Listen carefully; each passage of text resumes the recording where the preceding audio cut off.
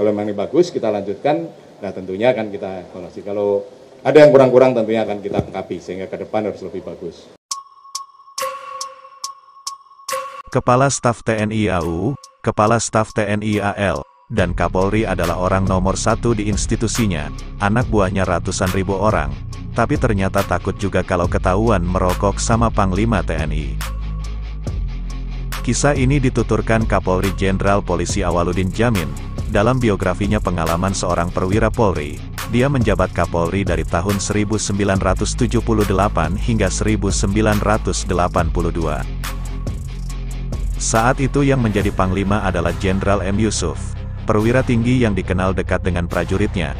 M. Yusuf sangat sering berkeliling Indonesia untuk meninjau langsung kondisi prajuritnya. Para kepala staf angkatan dan Kapolri diminta ikut dalam kunjungan itu. Di era Orde Baru, polisi termasuk Angkatan Bersenjata Republik Indonesia atau ABRI. Berjam-jam mereka harus terbang dalam pesawat Hercules TNI AU, dari satu daerah ke daerah lain yang jaraknya berjauhan. Ingin merokok?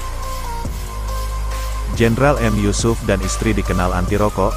Mereka tak kuat jika mencium asap rokok. Ini tentu jadi masalah bagi anak buahnya yang merokok.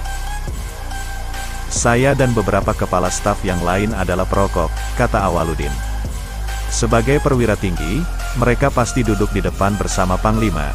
Jelas tidak mungkin merokok di sana. Karena itu Awaludin bersama para marsekal dan laksamana itu mengatur siasat. Merokok di dalam pesawat agar tidak ketahuan Jenderal Yusuf dan Nyonya juga ada tekniknya, kata Awaludin.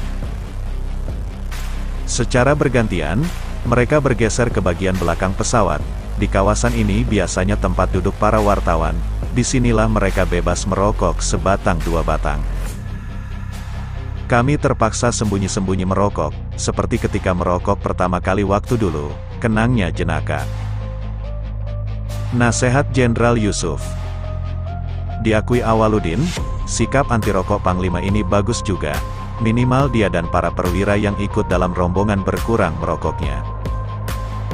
Dokter sebenarnya sudah meminta saya berhenti merokok, atau sekurang-kurangnya mengurangi, kata mantan Dubes RI untuk Jerman itu.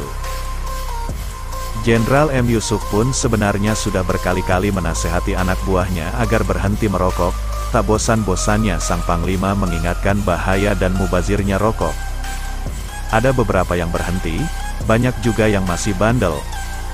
KSAU Marsekal Ashadi Cahyadi, KSAL Waluyo Sugito, Jenderal Leo Lopulisa ex Pangkostrat dan Pangkowilhan, dan saya masih merokok, tutup Awaludin. Bagaimana menurut Anda? Silahkan tulis komentar positif di kolom komentar.